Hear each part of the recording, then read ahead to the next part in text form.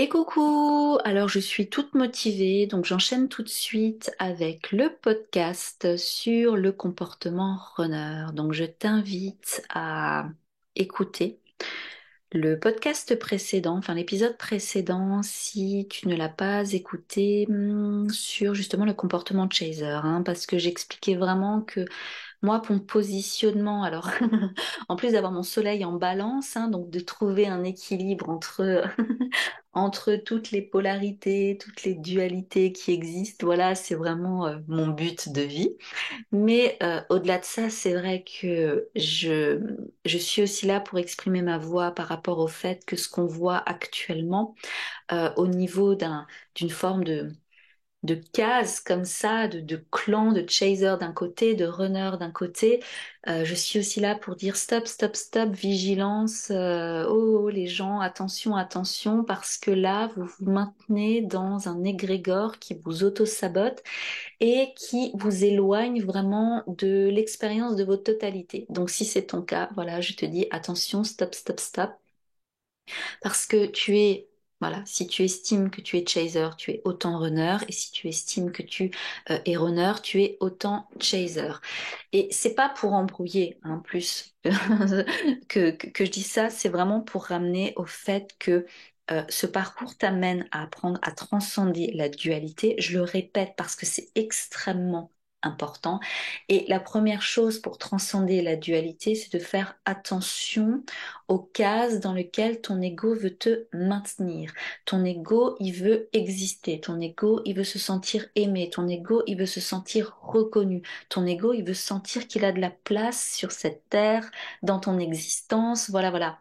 Et quand tu expérimentes ce lien d'âme qui est quand même extrêmement intense, surnaturel, paranormal, incompréhensible, qui pulvérise toutes tes conceptions de la réalité, et ben quand tu tombes sur le terme de chaser et de runner, clairement, ça fait du bien. C'est ce que je disais dans l'épisode d'avant, mais je le redis parce que tu as tellement des fois l'impression d'être fou ou folle sur ce parcours, surtout au début, que oui, ça fait du bien d'avoir des informations sur ça.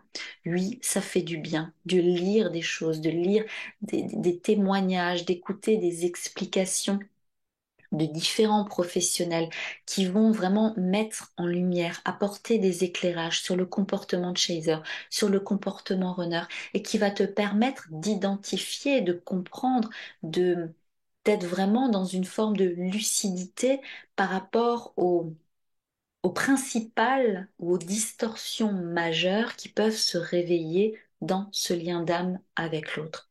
Oui, c'est un fait, c'est important. Le problème, c'est quand ton ego veut s'identifier à ça. Je suis une flamme jumelle, je suis runner, je suis chaser. Non, ça, vigilance. Vigilance parce que le but de ce lien d'âme, c'est la transcendance de la personnalité. Le but de ce lien d'âme, c'est de ramener l'ego à sa position quelque part d'outil, à sa position d'outil qui est au service de beaucoup plus grand, qui est au service de ta conscience supérieure. Et donc, ton ego, qui quelque part a besoin de cette individualité, a besoin de rayonner par lui-même, hein, on est tous des soleils à part entière, et bien d'avoir cette nécessité de s'identifier, comme dit, je suis flamme jumelle, je suis chaser, je suis runner, ça amène justement au niveau de ton subconscient l'affirmation je suis ça. Et plus tu lis des choses, plus tu entends, plus tu alimentes au quotidien, ok, alors les énergies en ce moment des runners, c'est ça, les énergies des chasers, c'est ça. Alors oui, il y a des vidéos qui indiquent que tu as les deux polarités en toi, voilà, tout ça, mais clairement, si tu ne te mets pas en démarche déjà de comprendre concrètement ce que c'est la polarité féminine, ce que c'est la polarité masculine, ce que c'est le yin, ce que c'est le yang, d'essayer de comprendre comment est-ce que tu les expérimentes, toi, dans ta vie au quotidien, quand tu te lèves le matin et que tu t'habilles. Est-ce que c'est du yin? Est-ce que c'est du yang? Quand tu, justement, passe un coup de fil à ton boulot, est-ce que c'est du yin? Est-ce que c'est du yang? Quand tu rentres chez toi et que tu vas te reposer, est-ce que c'est du yin? Est-ce que c'est du yang? Quand tu es avec une amie et puis bah voilà, tu l'écoutes par rapport au problème qu'elle a, est-ce que c'est du yin? Est-ce que c'est du yang? Tout ça, tout ça, c'est extrêmement important de te rendre compte que dans ton quotidien, tu vas exprimer ton énergie masculine et ton énergie féminine. Et ce que je t'expliquais dans le premier épisode, c'est que dans ton thème, moi qui ai cette lecture astrologique, ton thème astral, qui est clairement hein, ton mode d'emploi dans l'existence, c'est ta boussole personnelle dans l'existence, qui parle de qui tu es, qui parle de ton tempérament profond, de ton soleil. Hein. Est-ce que ça va être plutôt yang, est-ce que ça va être plutôt yin? Mais tu as aussi tes différentes facettes de ta psyché, ta manière d'aimer, ta manière de communiquer, ta manière de parler, ta manière de penser. Tout ça, ça va être dans une énergie particulière qui va être yin ou qui va être yang. Donc c'est pour ça que c'est important de se rendre compte, et je le répète, mais c'est pas grave, quand tu entends parler de runner yin, de runner yang, ou de chaser yin, ou de chaser yang, ou de runner homme, ou de runner femme, tout ça, clairement, ça t'embrouille, ça embrouille, ça te floute, en fait, l'accès à la totalité de toi-même. Quand je dis ça, c'est parce que il faut comprendre que, j'en ai parlé pour la personne qui a un comportement chaser, il faut comprendre que la personne qui a un comportement runner, donc qui va fuir ce bombardage énergétique que l'autre lui fait, parce que la personne qui a un comportement runner, elle est intuitivement, elle est extrêmement connectée à ce que moi j'appelle le plan vertical. Elle est extrêmement connectée à son âme, elle est extrêmement connectée aux forces transpersonnelles. Son inconscient, clairement, est j'entends, son inconscient est conscient. Ce qui veut dire que elle va percevoir des choses, elle va ressentir des choses, elle va agir de telle et telle manière, mais voilà, elle s'en rend pas compte, mais elle est clairement guidée.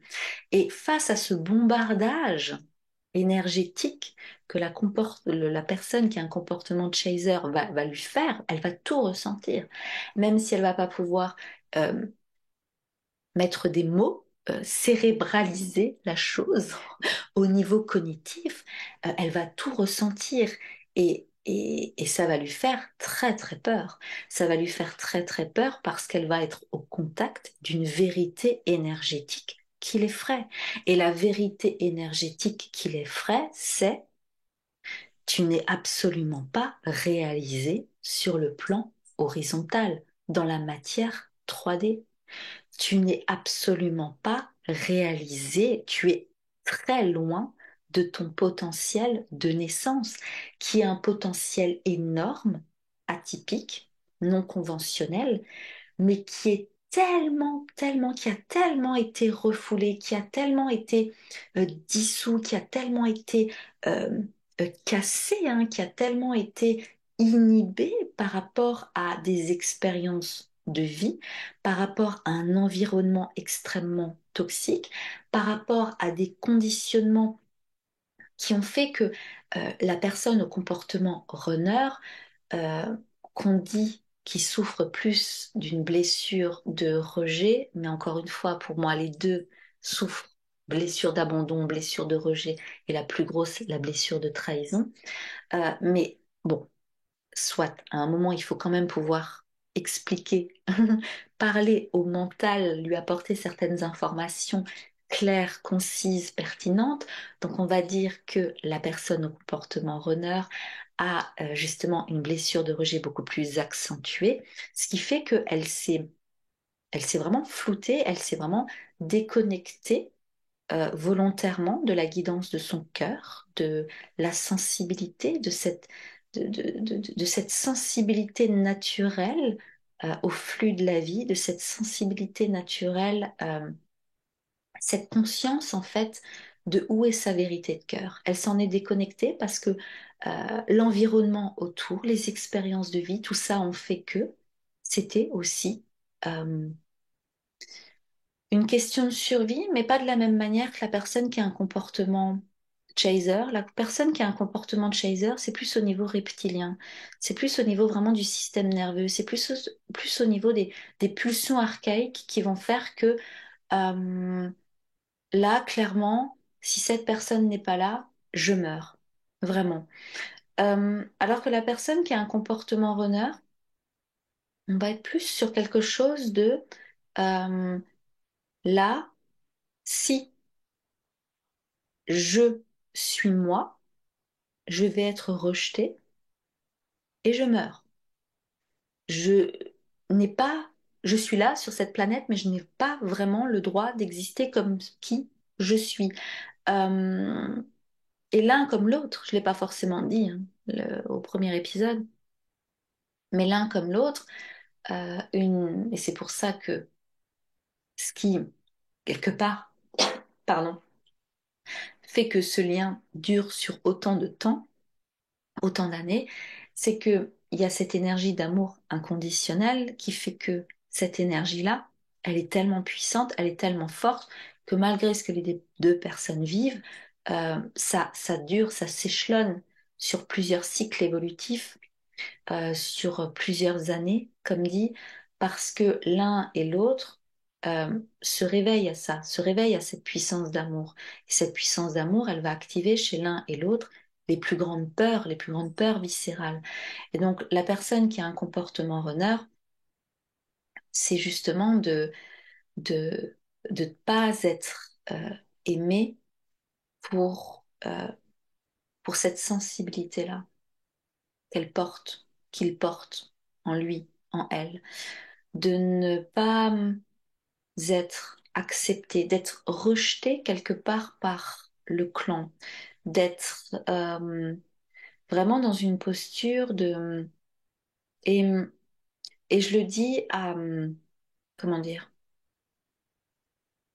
Je le dis avec beaucoup de prudence parce que ce que je t'exprime là, je n'ai pas, selon moi, mon comportement à moi, ça l'est plus, c'était le comportement de Chaser. Et ce que je t'exprime là, c'est par rapport à des choses qui font sens pour moi. C'est par rapport à des choses aussi que j'ai lues. C'est par rapport à des discussions que j'ai eues avec des personnes qui avaient le comportement runner. Mais c'est aucunement par rapport à des choses que j'ai pu discuter avec mon autre. Et c'est pour ça que j'amène beaucoup de prudence dans ce que je te dis, parce que il y a une part de moi qui aime parler de choses que j'ai expérimentées, parce que j'ai une puissance du coup énergétique dans la voix, une assurance clairement de ce que j'avance, même si je ne détiens pas la vérité absolue, mais je l'ai exprimé dans mon corps, dans mon cœur, dans mon âme, donc je sais de quoi je parle. Maintenant, là, j'amène beaucoup de prudence parce que quelque part pour moi, la personne au comportement runner, de ce que je t'ai expliqué, ça reste quelque chose de beaucoup plus théorique. Et j'adore. Je te dis ça, il est 22h22. Merci les copains.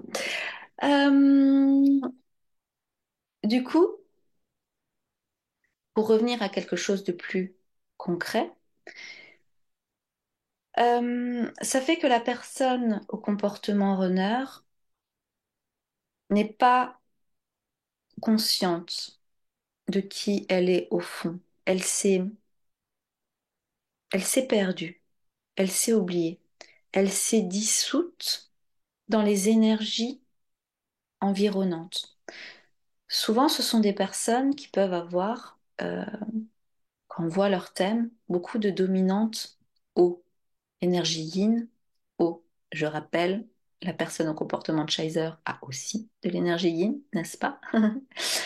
Et l'énergie eau, c'est une énergie des émotions, une énergie des mémoires, une énergie liée à l'invisible, justement. Une énergie liée au fait que tu peux être éponge psychique et être tellement tourné vers le fait de vouloir aider les autres, dans une forme de posture sacrificielle pour ne pas être rejeté, que tu en perds ton identité. Tu ne sais plus distinguer quelles sont tes émotions à toi, quelles sont les émotions de l'autre.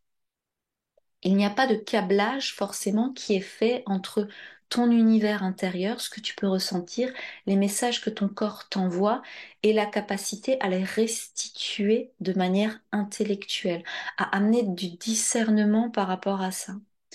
Ce qui fait qu'il y a une forme du coup de quelque part de carence profonde d'un yang sain et du coup, en déséquilibre, d'exprimer dans son existence une surdose de yin.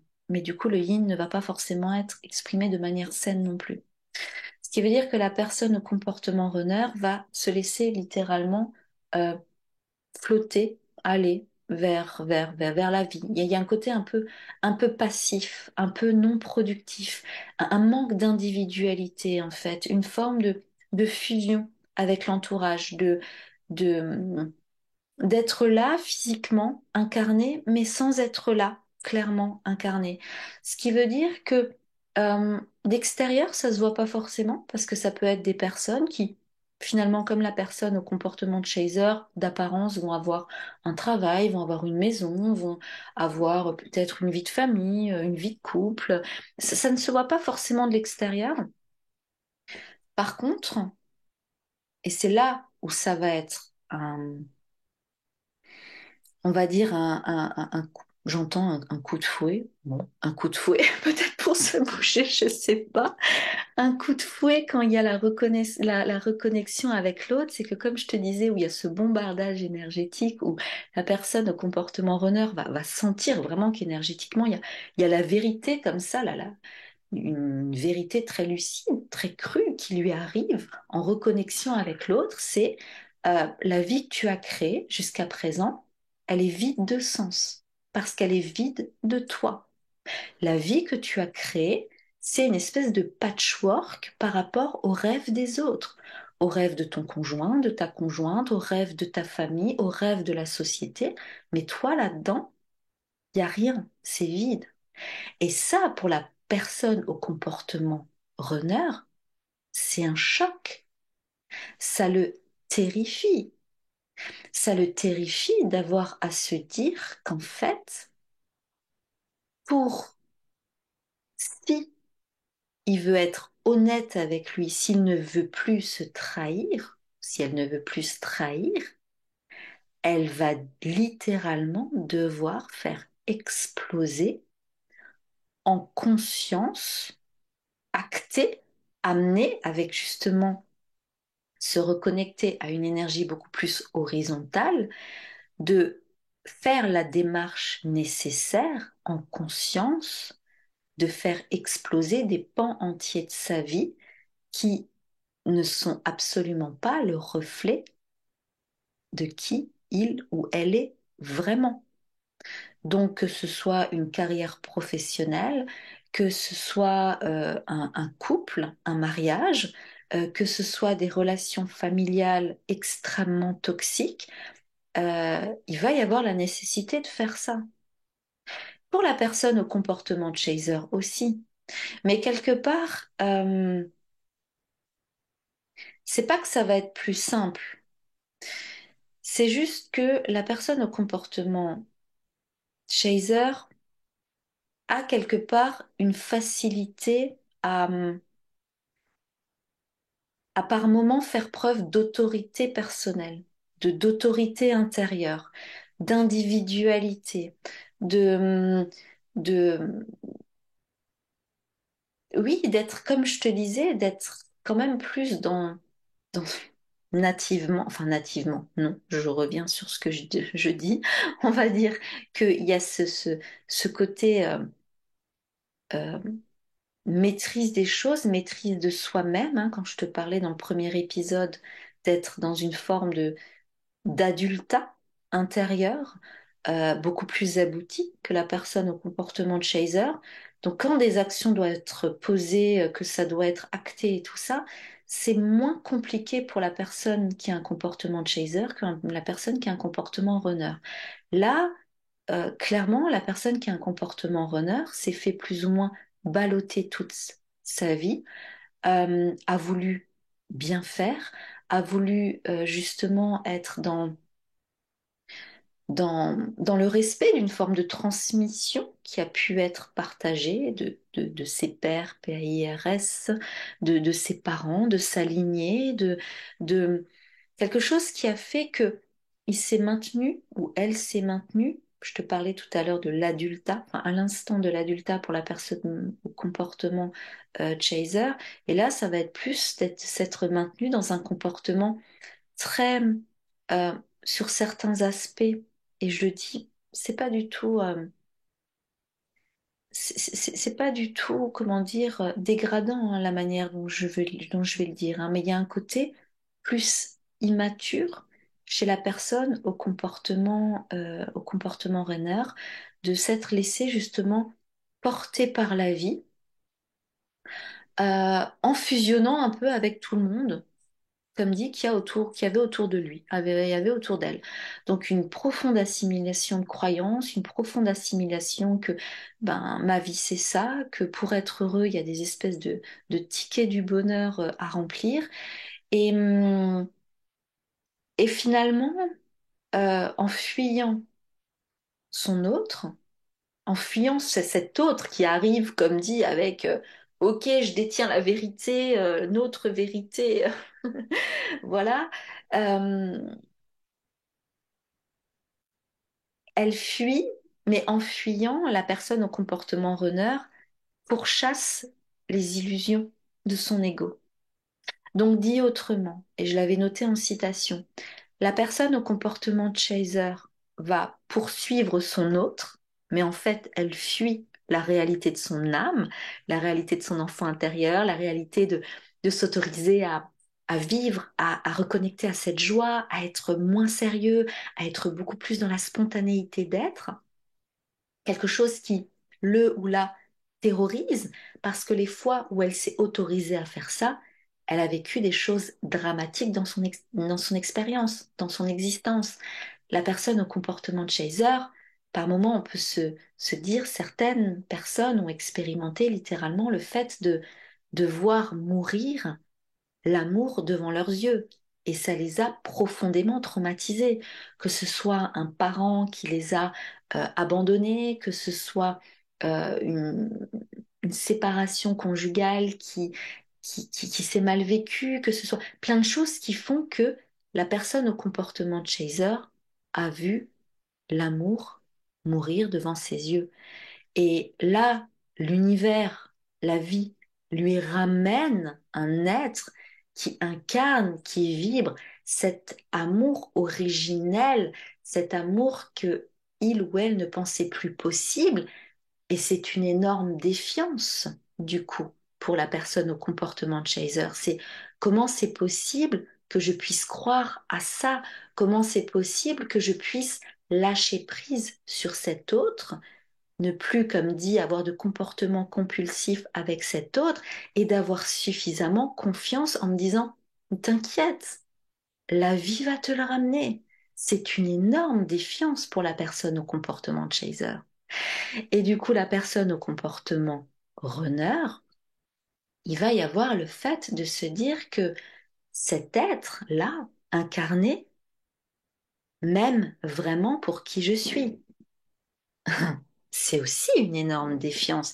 Et c'est pour ça que je te disais que dans les deux polarités, ça réveille la blessure la plus profonde. C'est la blessure de trahison. Comment faire croire à la vie? Comment faire croire, comment croire à la vie? Comment croire à l'univers? Comment croire dans cette incarnation que ça va être possible? Et c'est ça, en fait, le parcours de foi. Donc, la personne au comportement renard, euh, elle va fuir cette possibilité-là que ce soit réel. Parce que si ça ne l'est pas, la déception, la douleur au cœur, là, ce, c'est une question là aussi de survie. Donc, elle va instinctivement, inconsciemment, fuir et poursuivre les illusions de son ego, sa situation établie en couple, poursuivre le fait, dans certains cas, d'avoir aventure sur aventure sur aventure pour fuir une forme de stabilité, d'engagement, ça va être poursuivre un travail dans lequel elle est vide, mais au moins ça donne, comme dit, une illusion de contenance, parce que la personne qui a un comportement runner a une problématique comme dit, de contenance, de structuration intérieure, c'est éclaté un peu dans tous les sens. Et ce parcours va lui apprendre justement à se rendre compte que, à mettre, on va dire, une forme de discernement. Je reviens sur ça parce que c'est très très important, cette notion de discernement et de se rendre compte que elle n'est pas heureuse, qu'elle est extrêmement malheureuse et qu'elle va pouvoir y remédier sous réserve qu'elle apprenne à contacter son adulte intérieur. Autant la personne qui a un comportement de chaser va devoir être amenée à libérer son enfant intérieur et se sentir suffisamment en confiance dans la vie pour s'autoriser juste à être. Et la personne qui a un comportement runner, ça va être l'inverse, ça va être s'autoriser à se positionner comme un adulte et faire. Ça veut dire que même vis-à-vis de ses parents, se positionner comme un ou une adulte, vis-à-vis de sa famille, vis-à-vis de son conjoint potentiellement actuellement, où il y a énormément de toxicité.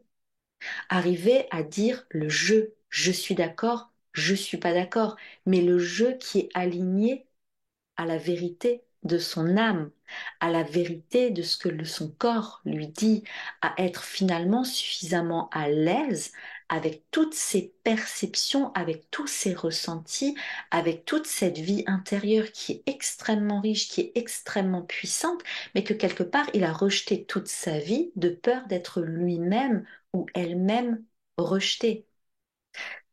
Et donc là encore, je reviens sur le fait vigilance. Parce que si systématiquement euh, tu te dis, voilà, ok, je suis runner, effectivement je fonctionne comme ça, effectivement fonctionne comme ça, lui, mon chaser ou ma chaser fonctionne comme ça, tu ne laisses pas forcément de place à des nouveaux comportements, à l'émergence de nouveaux comportements. Tu ne laisses pas forcément de place au fait de te dire que, ok, je suis les deux. Alors, si là je fuis, où est-ce que dans ma vie je fuis telle et telle responsabilité?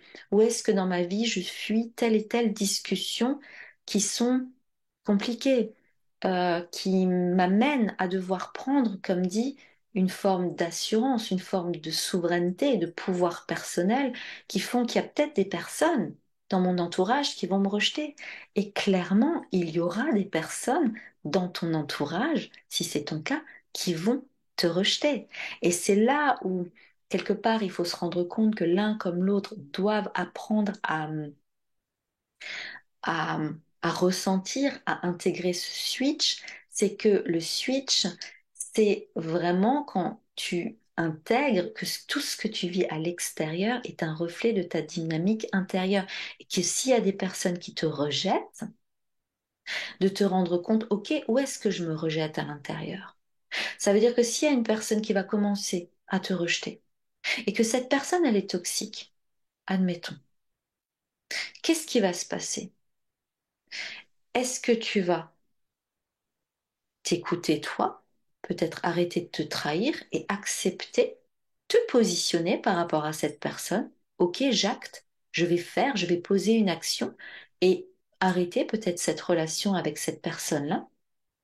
Ce qui veut dire que là, tu vas être dans une démarche où tu ne vas plus te rejeter toi-même. Ça va être une forme de test. Voilà. Ou alors finalement, tu vas continuer à poursuivre les illusions de ton ego. Grâce à cette personne, j'existe. Grâce à cette personne, j'ai une identité. Grâce à cette personne, je suis peut-être chef d'une entreprise ou responsable d'un service. Grâce à cette personne, je suis père de famille. Grâce à cette personne, je suis un mari ou je suis une femme. Ou grâce à cette personne, je suis un oncle. Et être systématiquement dans le non, cette personne, il faut qu'elle reste dans ma vie parce que grâce à elle, j'existe.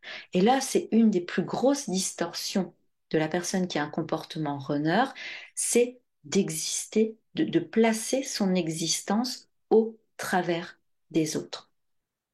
Et du coup, il faut se rendre compte que la bascule, le point de bascule, ça va être de revenir justement sur euh, cet adulte intérieur euh, qui va vraiment être dans la défense de son enfant intérieur. Et là, on pourrait presque parler aussi je fais une petite parenthèse. Euh, Quand tu travailles sur toi, avec ton thème astral, euh, tu vas beaucoup t'intéresser à ton signe solaire, qui va parler, comme dit, de ta nature profonde, de ton but de vie, de cette énergie yang, justement, que tu possèdes, euh, et qui parle quelque part de cet amour, du Père, de cet amour de l'univers, de cet amour qui te dit, je t'aime, je te reconnais et je suis fière de toi. Et ça, je t'aime, je te reconnais et je suis fière de toi. C'est une blessure, les deux en souffrent. Mais peut-être plus la personne qui a un comportement chaser. La personne qui a un comportement runner, elle va plus peut-être souffrir de la blessure liée à l'énergie lunaire, qui est l'énergie plutôt liée à l'archétype de la mère et qui dit je t'aime, je te protège et je veille sur toi. Et même plutôt, non, dit autrement, je t'aime, je te nourris et je veille sur toi.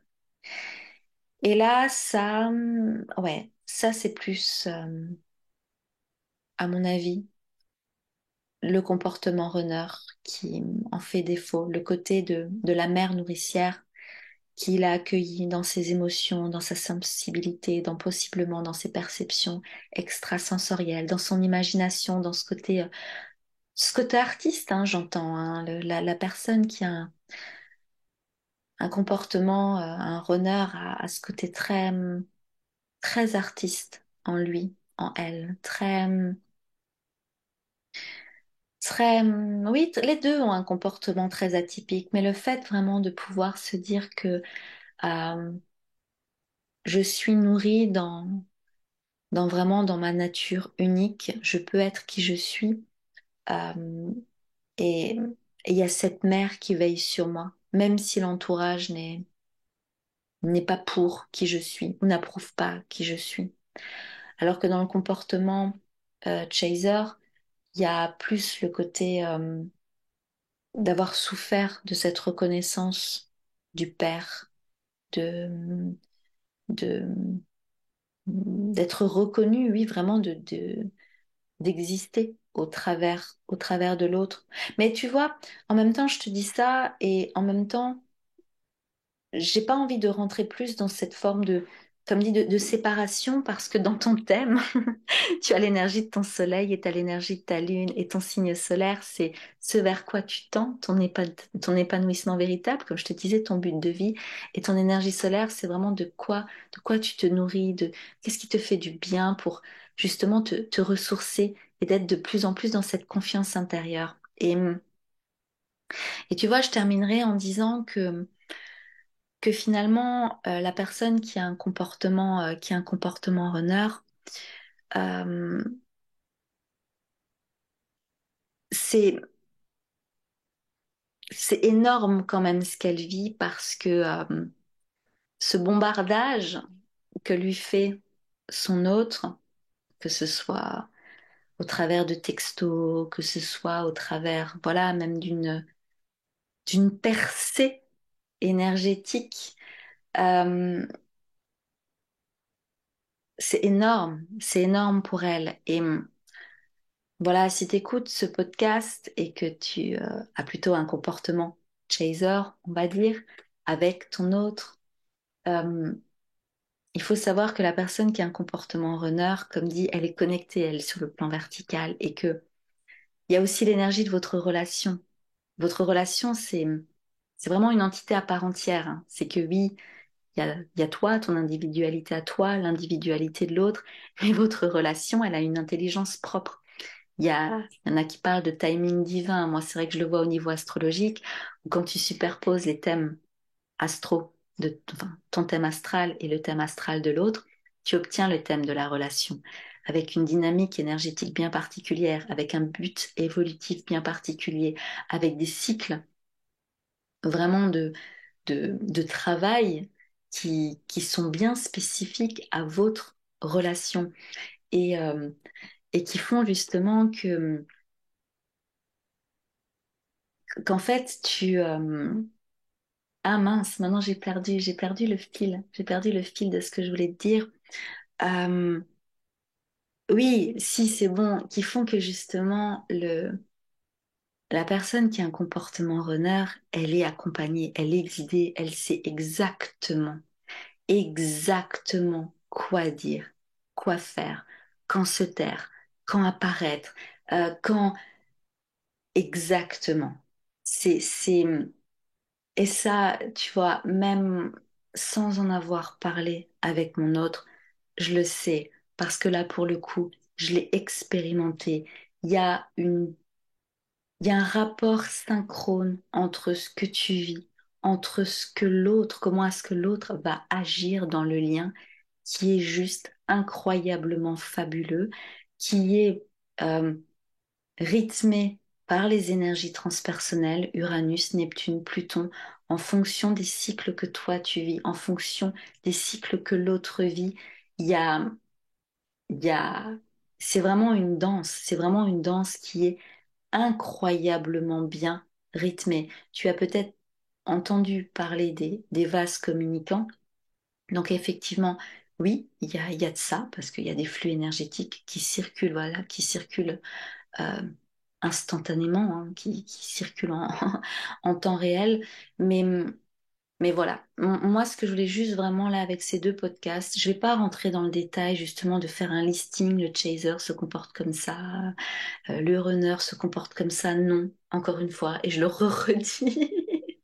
Quitte à saouler avec ça, parce que pour moi c'est tellement important. Euh, Si tu te qualifies de chaser, stop, t'es runner aussi. Si tu te qualifies de runner, stop, t'es chaser aussi. Reviens à toi au maximum. Reviens-toi au maximum. C'est bien beau de te sentir faire partir d'un clan, c'est bien beau d'avoir l'impression de te mettre dans une case. Tout ça, c'est de la dimension de l'ego.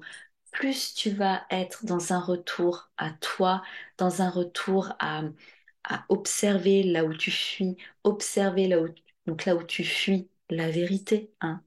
Où est-ce que tu poursuis les illusions? C'est là vraiment où il y a tout qui va se débloquer. Et l'un comme l'autre, les deux, ça va demander énormément, ça demande énormément de courage, ça demande énormément de confiance. Et ça, tu vois, que ce soit la confiance ou le courage, c'est vraiment deux valeurs, deux vertus, je sais pas, t'appelles ça comme tu veux, dont l'être humain cruellement, a fait cruellement défaut, a cruellement défaut, fait cruellement défaut, je ne sais pas. En tout cas, c'est vraiment quelque chose que notre culture, notre société occidentale ne privilégie pas, ne facilite pas, n'enseigne pas la confiance en la vie et le courage en soi. On est quand même dans des sociétés où c'est le culte de la peur, c'est le culte de la méfiance, c'est le culte de la séparation, c'est le culte de la vie de l'autre.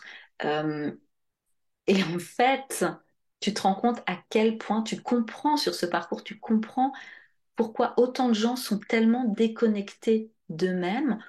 Parce que toi, tu l'as été, que tu aies un comportement de chaser ou que tu aies un comportement runner, tu as été pendant des années et des années dans des comportements extrêmement dysfonctionnels, sauf que cette relation-là, elle est tellement puissante, elle connecte tellement à des énergies transpersonnelles que bah, ton ego, quelque part, il est embarqué là-dedans Que tu le veuilles ou pas, tu es initié par des forces beaucoup plus grandes qui t'amènent à prendre conscience de ça, à prendre conscience à quel point la confiance et le courage sont vraiment, mais vraiment fondamentaux pour qu'un être humain aille de plus en plus en conscience vers qui il est, aille de plus en plus en conscience vers la guérison de ses polarités masculines et féminines, les deux. Moi, c'est ce que j'appelle la réconciliation du couple intérieur, les deux. Et c'est vrai, je le redis aussi là, pour ça, l'outil astrologique est fabuleux parce que avec ton thème, tu vois clairement où sont tes énergies yin blessées, tes énergies yang blessées, quel est ton but de vie, quelles sont tes limites, quelles sont tes peurs, quels sont tes potentiels à exploiter. Et donc du coup, c'est pas quelque part que tu vas raccourcir le temps de ton parcours parce qu'il y a des cycles évolutifs qui font que, ben voilà, il y a des cycles plus ou moins longs et ça c'est incompressible en fait, hein. Tu traverses ces cycles, ce sont des processus, il y a des phases de rétractation et d'expansion dans ta vie et ça tu peux pas, tu peux les accompagner en conscience, mais tu peux pas les maîtriser, les contrôler.